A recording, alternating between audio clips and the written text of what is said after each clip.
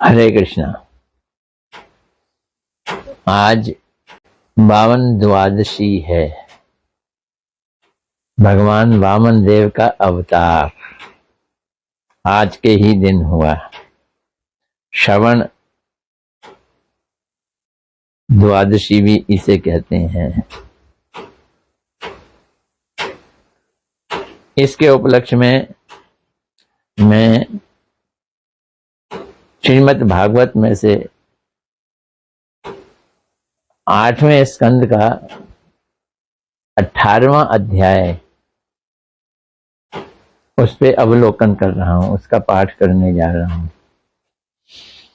इस अध्याय का नाम ही है भगवान वामन देव का अवतार। तो इस तरह से इसको पढ़कर, भागवत का ये अध्याय पढ़कर वामन देव भगवान की स्तुति करने जा रहा हूं। आप लोग भी जुड़िए। नमो विष्णुपदाय राधिकाय प्रियात्मने श्रीमद् भक्ति वेदांत नारायण गोस्वामी इति नामने श्री कृष्ण लीला कथने सुदक्षम औदारे माधुर्य गुणेश युक्तम वरम वरेण्यम पुरुषम महांतम नारायणम त्वां शिरसा नमामि। यम प्रवर्जन्तम अनुपेत अपेत कृत्यम देपान विरेकाते राजुहावा पुत्रेति तन्मयतया तर्वो अभिनेदु तम सर्वभूत हृदय मनिमान्तो अस्मि। नारायणं नमस्कृत्यं नरं चैव नरोत्तमा देवीं सरस्वती व्यासं ततो जयम् उदीरयेत्। नष्टप्रायेषु अभद्रेषु नित्यं भागवत सेवया भगवती उत्तम श्लोके भक्तिर्भवति नैष्टिकीम्। सुखदेव गोस्वामी जी ने कहा, जब ब्रह्मा जी इस प्रकार भगवान के कार्यों एवं पराक्रम का यशोगान कर चुके, कब किया उन्होंने? जब वामन भगवान अदिति जी के गर्भ में थे। तो भगवान जिनकी एक सामान्य जीव की भांति कभी ना तो मृत्यु होती है ना जन्म होता है, वो अदिति के गर्भ से प्रकट हुए। कैसे? उनके 4 हाथ शंख चक्र गदा और पद्म सुशोभित हो रहे थे। वे पीतांबर धारण किए हुए थे और उनकी आंखें खिले हुए कमल की पंखड़ियों जैसी प्रतीत हो रही थी। भगवान का शरीर सांवले रंग का था और समस्त उन्मादों से मुक्त थे। मतलब कोई उनमें कमी हो ऐसा नहीं होता। उनका कमल मुख मकराकृत जैसे कान के कुंडल से सुशोभित था। अत्यंत सुंदर लग रहा था कुंडल मकराकृत, और उनके वक्ष स्थल पर श्री वत्स का चिन्ह था। श्री मैंने लक्ष्मी जी, और वत्स बालों के घूम जाने को वत्स कहा जाता है। वे कलाइयों में कंगन पहने हुए थे, अपनी भुजाओं में बाजूबंद पहने थे, सिर पर मुकुट लगाए हुए थे, उनकी कमर में करधनी थी, छाती पर जनेऊ पड़ा हुआ था और उनके चरण कमलों को पायल सुशोभित कर रही थी। ये भगवान का ऐसा ध्यान करके हम उनकी स्तुति कर रहे हैं। उनके वक्ष स्थल पर सुंदर फूलों असाधारण की माला सुशोभित थी, फूलों की माला सुशोभित थी। फूलों के अत्यधिक सुगंधित होने के कारण मधुमक्खियां का बड़ा समूह गुंजार कर रहा था। शहद के लिए उन पर टूट पड़ा था। जब भगवान अपने गले में कौस्तुभ मणि पहनकर प्रकट हुए तो उनके तेज से प्रजापति कश्यप के घर का अंधकार दूर हो गया। तो अदिति तो पत्नी थी ना कश्यप जी की, तो उनका घर बोला गया है। उस समय सभी दिशाओं में नदी तथा सागर जैसे जलागरों में तथा सबके हृदयों में प्रसन्नता व्याप्त हो गई। विभिन्न ऋतुएं अपने अपने गुण दिखलाने लगी। सारी ऋतुएं एक साथ अपना गुण दिखा रही थी, दोष नहीं दिखा रही थी। तथा उच्च लोक, वाह्य आकाश एवं पृथ्वी पर सारे जीव हर्षित हो उठे। देवता, गायें, ब्राह्मण तथा सारे पर्वत हर्ष से पूरित हो गए। जब भगवान आते हैं तो चारों ओर खुशियां ही खुशियां छा जाती हैं। तो ये देखो, श्रवण द्वादशी, श्रवण द्वादशी के दिन जब चंद्रमा श्रवण राशि पर था और शुभ अभिजित मुहूर्त था, भगवान उस ब्रह्मांड में प्रकट हुए। भगवान के प्राकट्य को अत्यंत शुभ मानकर सूर्य से लेकर शनि इत्यादि सारे तारे तथा ग्रह अत्यंत दानी बन गए। अब किसी को कष्ट नहीं देना, इसमें सबको दान देना है। हे राजन, द्वादशी के दिन जब भगवान प्रकट हुए तो सूर्य मध्य आकाश में था, यानी दोपहर के समय आए। जैसा कि प्रत्येक विद्वान को पता है, ये द्वादशी विजया द्वादशी कहलाती है। क्या कहलाती है? विजया, विजया कहलाती है। शंख, ढोल, मृदंग, प्रणव तथा आनक बजने लगे। ये वाद्य यंत्र है, मैं तो इन सब जानता भी नहीं हूं कैसे होते हैं। ये वानक क्या है, आनक क्या है, प्रणव क्या है, तथा अन्य विविध वाद्य यंत्रों की ध्वनि अत्यंत कोलाहलपूर्ण थी। अत्यधिक हर्षित होकर अप्सराएं प्रसन्नता के मारे नाचने लगी। श्रेष्ठ गंधर्व गाने लगे और महामुनि, देवता, मनु, पितृगण तथा अग्नि देवों ने भगवान को प्रसन्न करने के लिए स्तुतियां की। इन सबको मालूम है भगवान आ रहे। देवताओं की मां के कारण ही तो आए थे। सिद्ध, विद्याधर, किम पुरुष, किन्नर, चारण, यक्ष, राक्षस, सुपर्ण, सर्पलोक के सर्वश्रेष्ठ निवासी तथा देवताओं के अनुयायी, इन सबों ने भगवान का यशोगान किया और प्रशंसा करते हुए एवं नृत्य करते हुए अदिति के निवास स्थान पर इतने फूल बरसाए कि पूरा घर ही ढक गया। क्या बात है। जब अदिति ने देखा कि भगवान ने, जो उनके गर्भ से उत्पन्न हुए थे, अत्यधिक वो अपनी आध्यात्मिक शक्ति से दिव्य शरीर धारण कर लिया है, तो वे आश्चर्यचकित हो उठी। वे अत्यंत प्रसन्न हुई। उस बालक को देखकर प्रजापति कश्यप परम सुख एवं आश्चर्य के वशीभूत होकर जय जय की ध्वनि करने लगे। कश्यप जी भी वहीं थे। भगवान अपने आदि रूप में आभूषण पहने तथा हाथ में आयुध धारण किए प्रकट हुए। यद्यपि उनका ये सदैव विद्यमान रहने वाला रूप भौतिक जगत में दृश्य नहीं है, तो भी वे इसी रूप से प्रकट हुए। तत्पश्चात अपने माता पिता की उपस्थिति में ही उन्होंने उसी तरह ब्राह्मण वामन अर्थात ब्रह्मचारी का रूप धारण कर लिया, कन्वर्ट हो गए। जैसे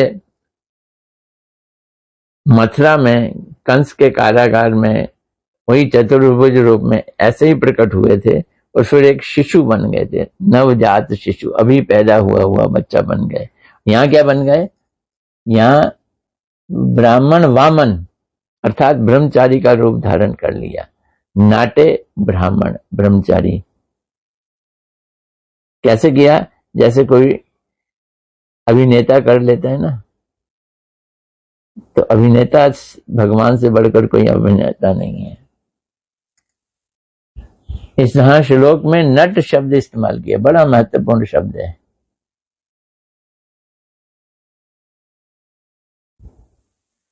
अब नट अभिनेता क्या है? वो एक, लेकिन तरह तरह के रूप बदलता है और बनाता है, वेश बनाता है। इसी प्रकार भगवान भी लाखों रूप बदलते रहते हैं।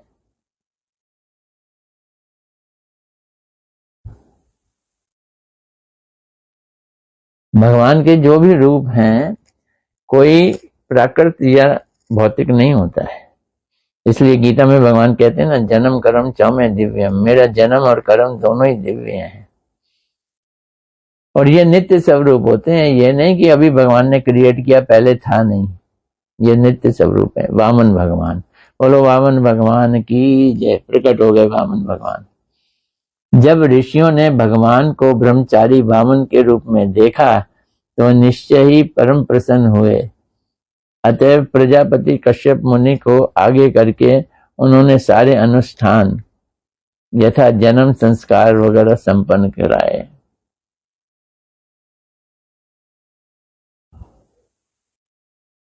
वामन देव के यज्ञोपवीत संस्कार के समय सूर्य देव ने स्वयं गायत्री मंत्र का जप किया। ऐसा लगता है अभी हो गया उनका जनेऊ संस्कार भी। बृहस्पति ने जनेऊ प्रदान किया और कश्यप मुनि ने मूंज का मेखला भेंट की। माता पृथ्वी ने उन्हें मृग चर्म प्रदान किया और वनस्पतियों के राजा कौन, चंद्रदेव ने उन्हें ब्रह्मदंड, ब्रह्मचारी का भी डंडा होता है भाई, प्रदान किया और उनकी माता अदिति ने उन्हें कोपिन के लिए वस्त्र दिए तथा स्वर्ग लोक के अधिनायक देवता ने उन्हें छत्र प्रदान किया।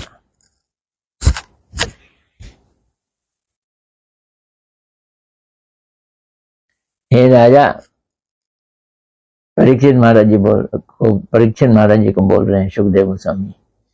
ब्रह्मा जी ने अव्यय भगवान को कमंडल प्रदान किया और सप्त ऋषियों ने कुशा और माता सरस्वती ने रुद्राक्ष की माला भेंट की। जब इस प्रकार वामन देव का यज्ञोपवीत संस्कार संपन्न हुआ तो यक्षराज कुबेर ने उन्हें भिक्षा मांगने के लिए भिक्षा पात्र भी दिया और शिव की पत्नी ब्रह्मांड की परम साध्वी माता भगवती ने उन्हें पहली भिक्षा भी दी। भिक्षा मिली पार्वती जी से, क्या बात है। इस प्रकार सबके द्वारा स्वागत किए जाने पर ब्रह्मचारियों में श्रेष्ठ वामन देव ने अपना ब्रह्म तेज प्रकट किया। इस तरह महान संत ब्राह्मणों ने उस पूरी सभा में वे अपनी सुंदरता का अद्वितीय प्रदर्शन कर रहे थे। वामन भगवान तत्पश्चात श्री वामन भगवान ने यज्ञ अग्नि प्रज्वलित की, पूजा संपन्न की और यज्ञशाला में यज्ञ किया। लो, पैदा होते ही यज्ञ भी किया। जब भगवान ने सुना कि बलि महाराज भृगुवंशी ब्राह्मणों के संरक्षण में अश्वमेघ यज्ञ संपन्न कर रहे हैं तो वे परम पूर्ण भगवान बलि महाराज जी पर अपनी कृपा दिखाने के लिए वहां के लिए चल पड़े। प्रत्येक डग भरने पर उनके भार से पृथ्वी नीचे धंसने लगी। वो बलि महाराज जी के पास जा रहे हैं। बलि महाराज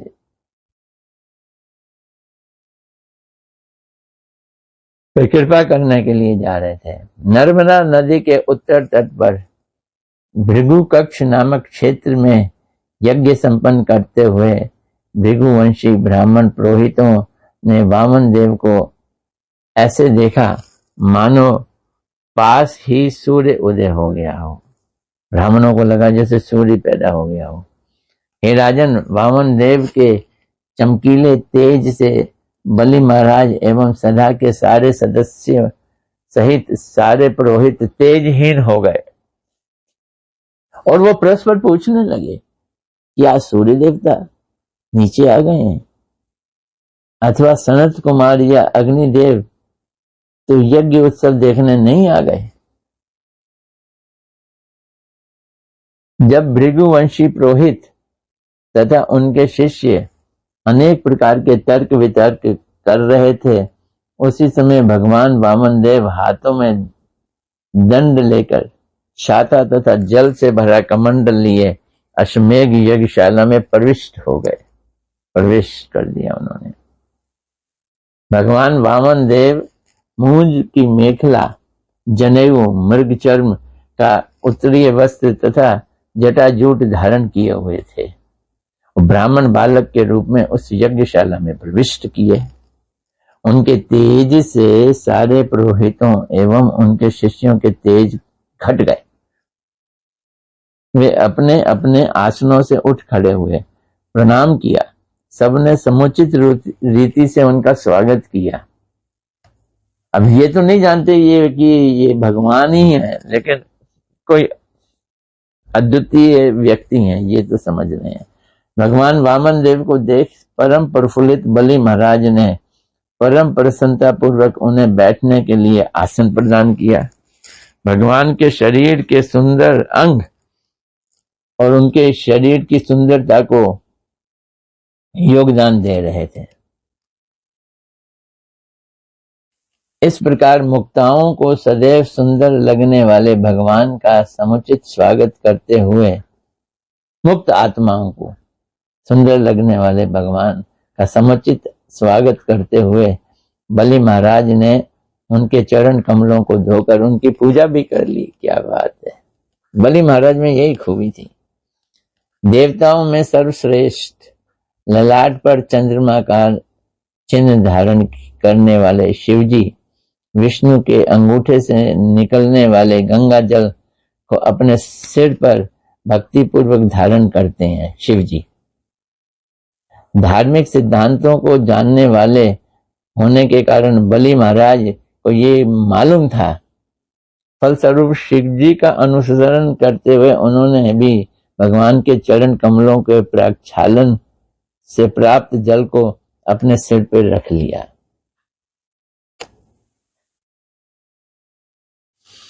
तब बलि महाराज ने वामन देव से कहा, हे ब्राह्मण, मैं आपका हार्दिक स्वागत करता हूं और आपको सादर नमस्कार करता हूं। कृपया बताएं कि हम आपके लिए क्या करें। हम आपको ब्रह्म ऋषियों की तपस्या का साकार रूप के रूप में देख रहे हैं, साकार रूप ही मानते हैं। हे प्रभु, आप कृपा करके हमारे घर पधारे हैं, अतः मेरे सारे पूर्वज संतुष्ट हो गए हैं। हमारा परिवार तथा समस्त वंश पवित्र भी हो गया है आपके आने से। हम जिस यज्ञ को कर रहे थे वे आपकी उपस्थिति से अब पूरा हो गया है। हे ब्राह्मण पुत्र, आज ये यज्ञ अग्नि शास्त्र आदेश अनुसार प्रज्वलित हुई है और आपके पाद प्रक्षालित जल से मैं अपने पाप कर्मों के सभी फलों से मुक्त भी हो गया हूं। हे स्वामी, आपके लघु चरणारविंद के स्पर्श से समग्र जगत पृथ्वी पवित्र हो गया है। लघु चरण नहीं, चरणारविंद। हे ब्राह्मण पुत्र, ऐसा लग रहा है कि आप यहाँ मुझसे कुछ मांगने आए हैं, अतएव आप जो भी चाहें मुझसे ले सकते हैं। हे परम पूज्य, आप गाय, सोना, स्वादिष्ट भोजन, पत्नी के रूप में कोई ब्राह्मण कन्या, समृद्ध गांव, घोड़े, हाथी, रथ, जो भी इच्छा हो मुझसे आप मांग सकते हैं।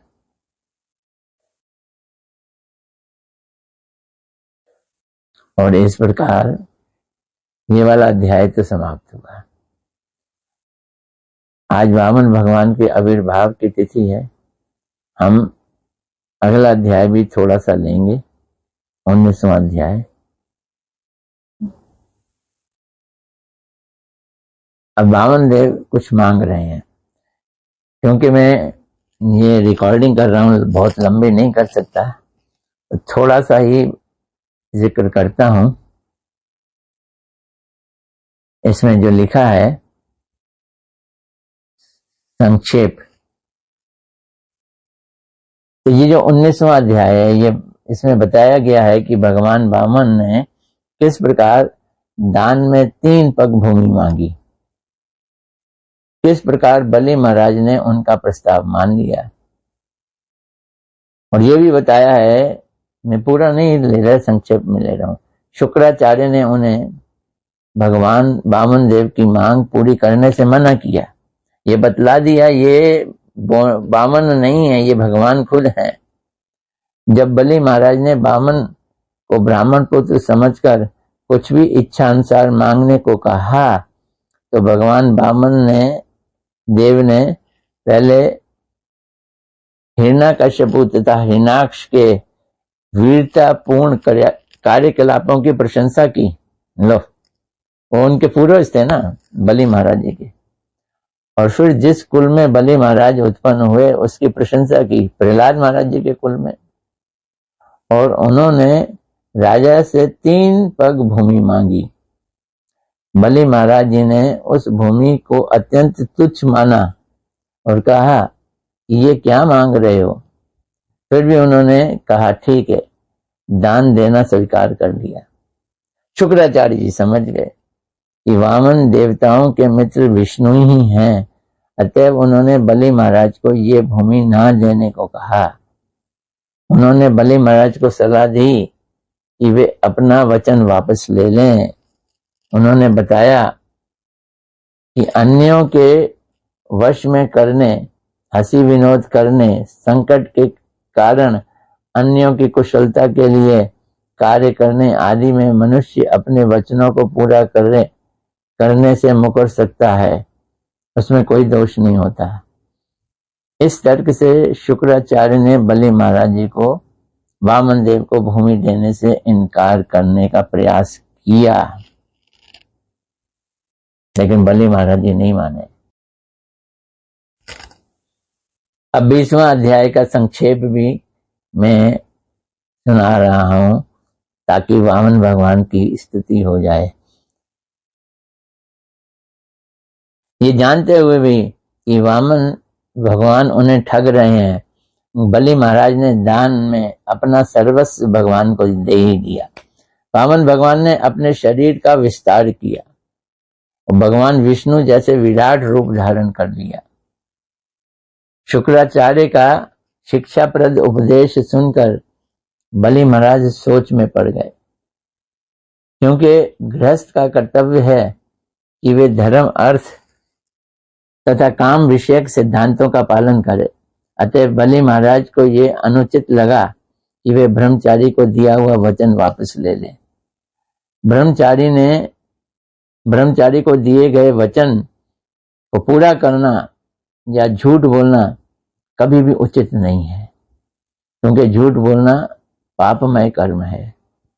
बलि महाराज सोच रहे हैं हर व्यक्ति को चाहिए कि झूठ बोलने के पापपूर्ण फलों से भयभीत रहे, क्योंकि पृथ्वी माता पापमय झूठ बोलने वाले का भार सहन नहीं कर सकती है।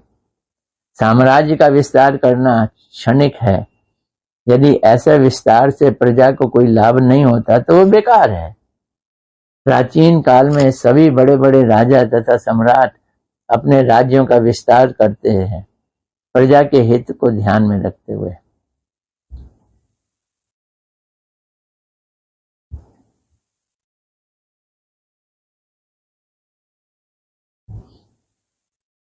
अतएव यश ही जीवन का लक्ष्य होना चाहिए।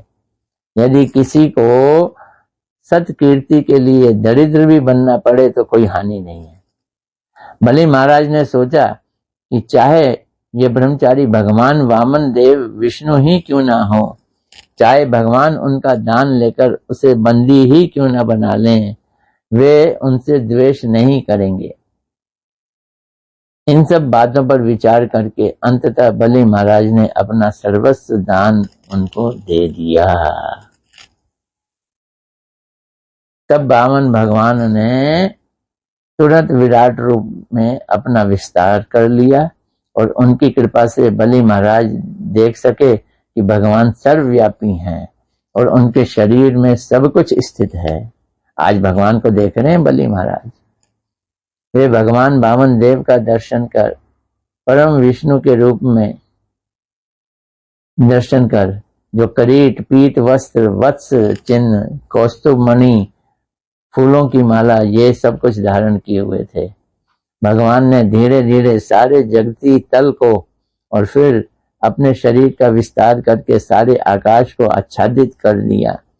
उन्होंने अपने हाथों से सारी दिशाओं को घेर लिया एवं अपने द्वितीय पग से उन्होंने सारे ऊर्ध्व लोकों को आच्छादित कर लिया, और इस तरह कोई भी स्थान रिक्त नहीं बचा। और वे अपना तीसरा पग रखें तो कहाँ रखें? तो बलि महाराज जी ने कहा मेरे सिर पे रख दो। और अंत में प्रहलाद जी ने आकर प्रार्थना की कि ये प्रभु मेरा पौत्र है। तब भगवान ने उनको छोड़ दिया, पहले बांध दिया था फिर छोड़ दिया। और फिर बलि महाराज को कहा तू स्वर्ग के पीछे क्यों पड़ा है? बोलते महाराज जो आप कहो, जहां कहो मैं वहीं रहूंगा। तो ये स्वर्ग से बड़ा लोक देता हूँ, सुतल लोक। बोलते हैं आप कोई सा भी लोक दो मुझे, लेकिन ये गारंटी दो कि आप मेरे द्वारपाल बन के रहोगे, ताकि मैं दरवाजे से बाहर निकलूं, अंदर जाऊं, आपके दर्शन करूं। भगवान ने मान लिया। ये भगवान का चरित्र है। आज हमने उसका थोड़ा सा अनुशीलन किया, उनकी स्तुति की, उनके चरणों में हमारा नतमस्तक, अनंत कोटि दंडवत प्रणाम। हरे कृष्णा।